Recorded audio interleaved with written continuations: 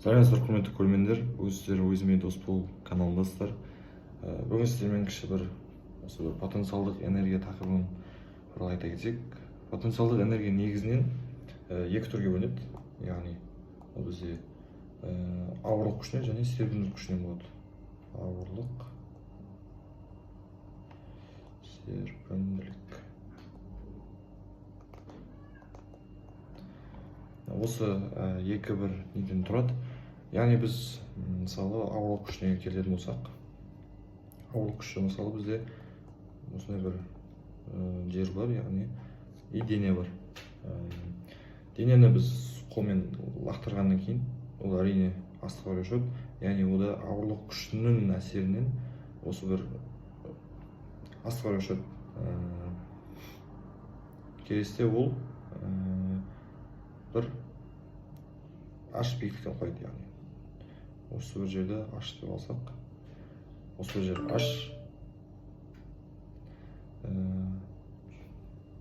яғни бұл жерде біздің жұмысымыз F көбейтілген S-ке тең. Яғни F деп отқанымыз яғни mg,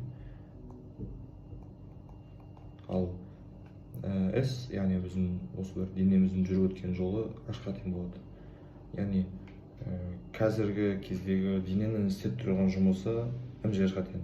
Ал mgh бізде осы потенциалдық энергияның негізгі формуласы. Енді келесіде бүйтіп алсақ, мысалы дене мына жердегі биіктігін, мына жердегі потенциалдық энергиясын анықтау керек. Ал мына жер H1 деп алайық. Бізде екінші момент бар. Яғни біздің жұмысымыз потенциалдық энергияның өзгесіне тең болады. Өйткені бізде мына екі жердегі дененің потенциалдық энергиясын табу керек. Яғни ол кезде біз mg-ді қолданып, mg-ді жазып, яғни сонда H1-ден H2-ны азайтамыз. Өйткені мына жердегі высотасын табу үшін бізге осындай бір формула керек. Потенциалдық энергияның өзгерісін ашып жазатын болсақ, mg H1 минус mg H2. Осындай бір формула. Яғни түсінгендеріңіздей, потенциалдық энергия бізде тек mgh формуласының көмегі арқылы жүреді десек болады. Бұл жерде m бізде білесіздер, масса килограммен өлшенеді. H бізде высота, биіктік, биіктік, өлшем бірлігі метр. G тұрақты, еркін түсу үдеуінің тұрақтысы бізде 10-ға тең метр секунд. Енді біз потенциалдық энергияның серпімділік түрін қарастырсақ, серпімділік түрі бізде, мысалға біз осындай бір пружинаны келтірсек, яғни бұл жердегі оның негізгі ұзындығы x1 деп алсақ, ал оны белгілі бір күшпен созып x2 жағдайына дейін алып барсақ, яғни бұл жерде бізде дельта x болады. Бұл жердегі мысалы жерде f1 күші, ана жерде f2.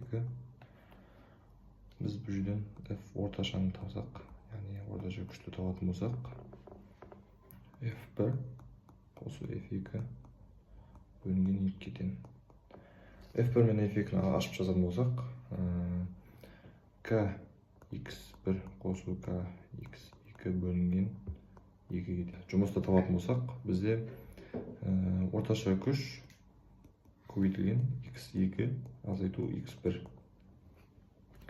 Енді осы күшті ашып жазатын болсақ, f орташамыз бізде kx1 қосу kx2 бөлінген 2 көбейтілген x2 азайту x1. Бұл жерден жақша сыртына k бөлінген 2-ні сыртына шығарсақ, сонда бізде x1 қосу x2 азайтылған көбейтілген x2 минус x1. Осы бір газелерді жақсы көремін десем бе.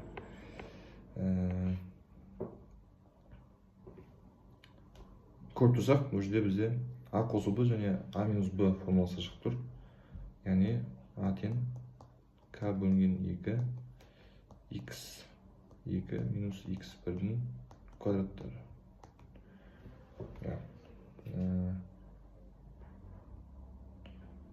Осыны жалғастыратын болсақ, бізде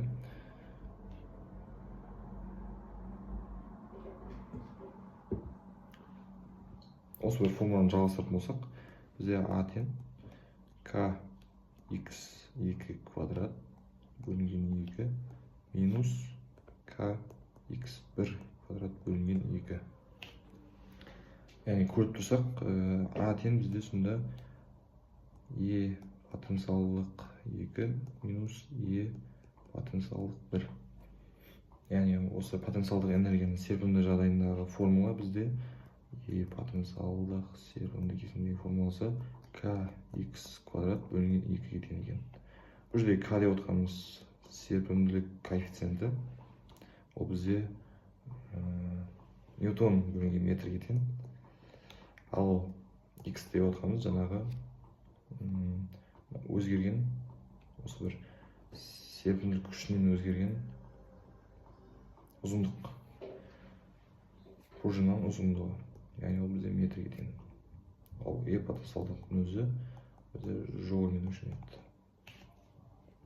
Кішігірім қорытындылай келсек, бізде потенциалдық энергиямыз 2-ге бөлінеді, яғни ауырлық және серпімділік күші болып, ауырлық кезіндегі потенциалдық энергиямыз 2 дененің арасында болатын энергия, яғни ол бізде mgh формуласымен анықталады. Потенциалдық энергияның өлшем бірлігі бізде joule. Ал келесі серпімділік кезіндегі потенциалдық энергия бізде осы бір F бір күштің әсерінен өзгеретін осы бір пружинаның өзгерісі. Ол бізде kx квадрат бөлінген 2 формуласымен анықталады. Оның да өлшем бірлігі бізде joule. Кішігірім осы потенциалдық энергия туралы айта кеттік. Барлықтарыңызға рахмет, қош сау болыңыздар.